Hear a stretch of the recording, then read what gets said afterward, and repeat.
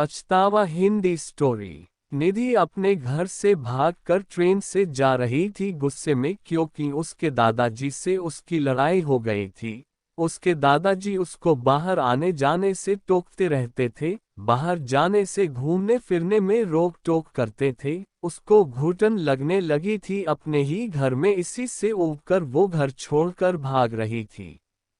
निधि train के reservation के डब्बे में बाथरूम के तरफ वाली सीट पर बैठी थी। उसके चेहरे से पता चल रहा था कि थोड़ी सी घबराहट है उसके दिल में कि कहीं टीटी ने आकर पकड़ लिया तो।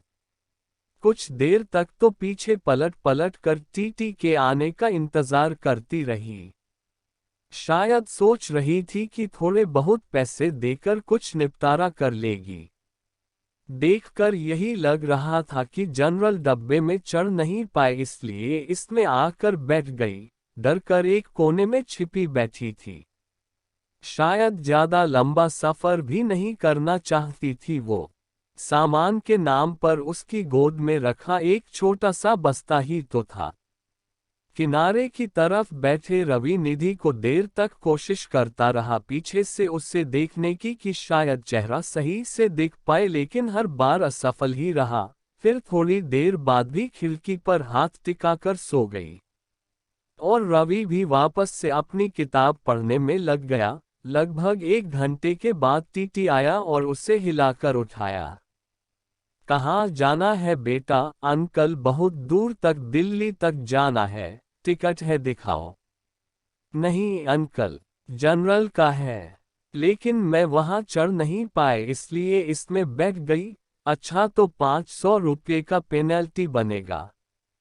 जल्दी पैसे दो। अरे अंकल जी, मेरे पास तो पैसे नहीं है, बहुत ढूंढने के बाद ये 200 रुपये ही हैं।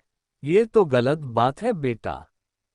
पेनल्टी तो भरनी पड़ेगी। निधि रोते हुए, सॉरी अंकल जी, मैं अलगे स्टेशन पर जनरल डिब्बे में चली जाऊंगी। मेरे पास सच में पैसे नहीं हैं। कुछ परेशानी आ गई, इसलिए जल्दबाजी में घर से निकल आई और ज्यादा पैसे लेना भूल गई। बोलते बोलते निधि रोने लगी। टीटी ने उसे माफ कर दिया और 200 रुपये में उसे दिल्ली तक उस डब्बे में बैठने की परमिशन दे दी। टीटी के जाते ही उसने अपने आंसू पोंछे और इधर उधर देखा कि कहीं कोई उसकी ओर देखकर हंस तो नहीं रहा था। थोड़ी देर बाद उसने किसी को फोन लगाया और कहा कि उसके पास बिल्कुल भी पैसे नहीं बचे हैं। दिल्ली स्टेशन पर उससे मिलने आ जाओ। वो किसी लड़के को फोन कर रही थी, पैसे लेकर आ जाओ, मैं घर से भागकर आई हूँ। अब मैं आजाद हूँ अपने घर वालों की किच-किच से, अब तुम्हारे साथ सुख से रहूंगी मैं। निधि की बातें सुनकर रवि के मन में उथल पुथल हो रही थी। न जाने क्यों उसकी मासूम चेहरा देखकर उसकी तरफ खिंचाव सा महसूस कर रहा था। दिल कर रहा था कि उसे पैसे दे दूं और कहूं कि तुम परेशान मत हो और रो मत। लेकिन रवि अनजान था के लिए इस तरह की बात सोचना थोड़ा अजीब था। उसकी शक्ल से लग रहा था कि उसने कुछ खाया पिया नहीं है शायद सुबह से, और अब तो उसके पास पैसे भी नहीं थे। बहुत देर तक उसे इस परेशानी में देखने के बाद रवि ने कुछ उपाय निकाल लिया जिससे उसकी मदद कर सके और फ्लड भी ना कहलाए।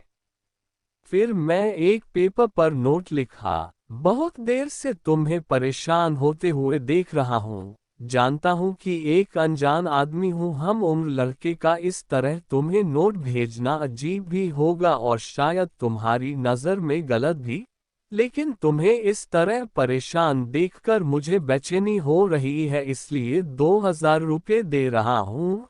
तुम्हें कोई एहसान न लगे इसलिए मेरा एड्रेस भी लिख रहा हूँ।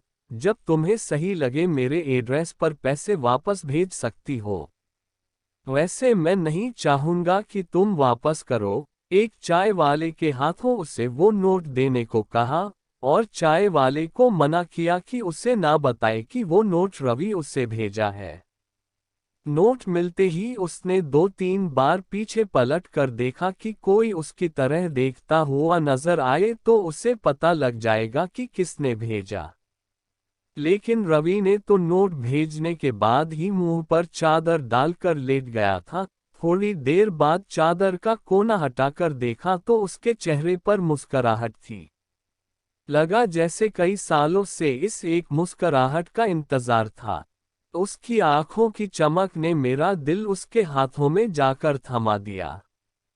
फिर चादर का कोना हटा हटा कर हर थोड़ी देर में उससे देखकर जैसे सांस ले रहा था, लेकिन एक चिंता थी कि लड़की घर से भाग रही है, इसको रोकना जरूरी है। ट्रेन निधि उतरी और शायद उस लड़के को ढूंढ रही जिसके साथ भागने के लिए आई थी। रवि से रहा नहीं गया, वो भी ट्रेन से उतरकर निधि के पीछे थोड़ी दूरी बनाकर चलने लगा।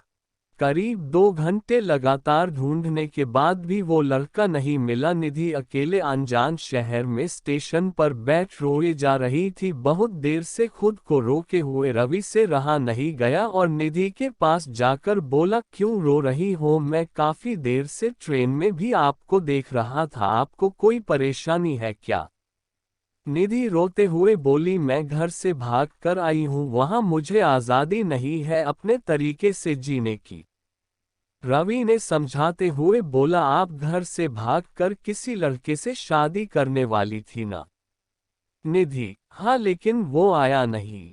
रवि ने बहुत समझाया।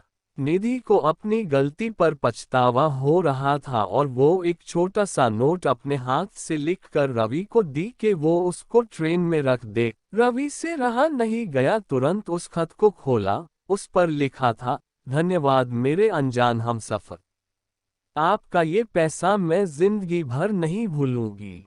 और एक धन्यवाद जो अभी स्टेशन पर मिले थे उनको भी मुझको अपना जैसे समझाने के लिए। आज मैं अपने घर उनकी बेटी बनकर जाऊंगी। रवि उस दिन से निधि को भूल नहीं पा रहा था। उसका मन कह रहा था निधि जरूर खत भेजेगी।